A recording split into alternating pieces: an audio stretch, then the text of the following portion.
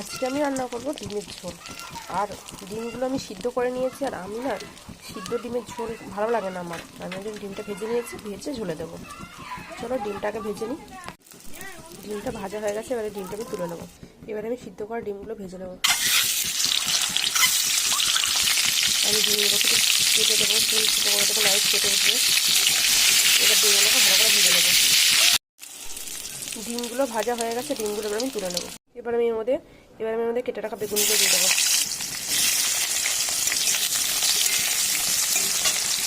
দিয়ে দিচ্ছি লবণ, দিয়ে দিচ্ছি হলুদ,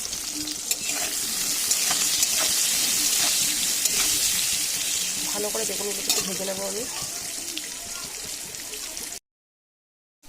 বেগুনগুলো ভাজা হয়েছিল, বেগুনগুলো আমি তুলে নেবো।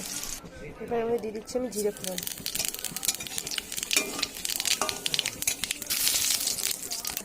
এবার দিয়ে দেবো আমাদের পেঁয়াজ কুচি,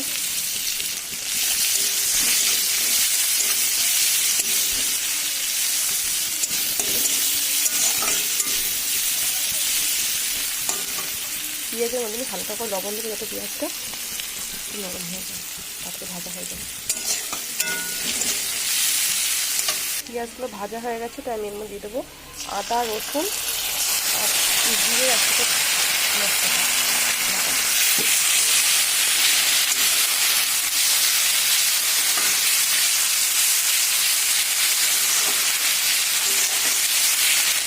বাটি দিয়ে সামান্য পরিমাণ জল আমি এনে দিয়ে দিলাম।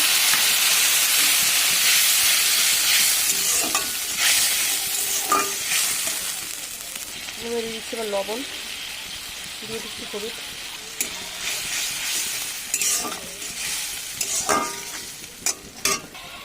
এটা বন্ধুরা, এটা হচ্ছে ফুলকপির, শুধু ফুলগুলোকে আমি কেটে নিয়েছি। আর এইগুলো আমি এর মধ্যে দিয়ে দেবো।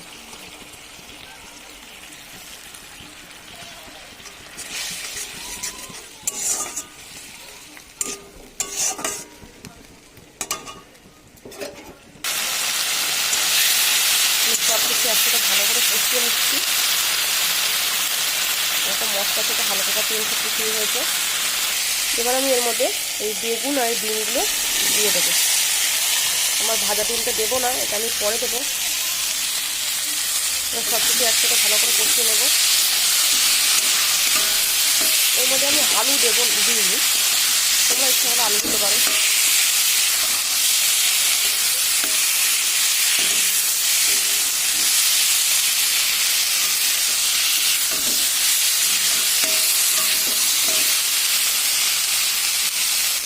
এবার আমি দিয়ে দিচ্ছি এর মধ্যে জল। যেহেতু আলু দিইনি, তাই আমি ঝোলটা অল্পই রাখবো। জলটা তার জন্য ভাজা ডিমটা দিয়ে দিচ্ছি।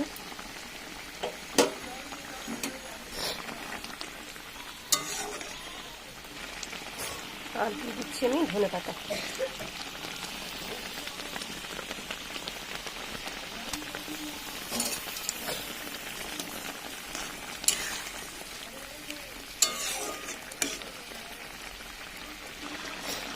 তরকারিটা হয়ে গেছে, আমি এবার নামিয়ে নেব।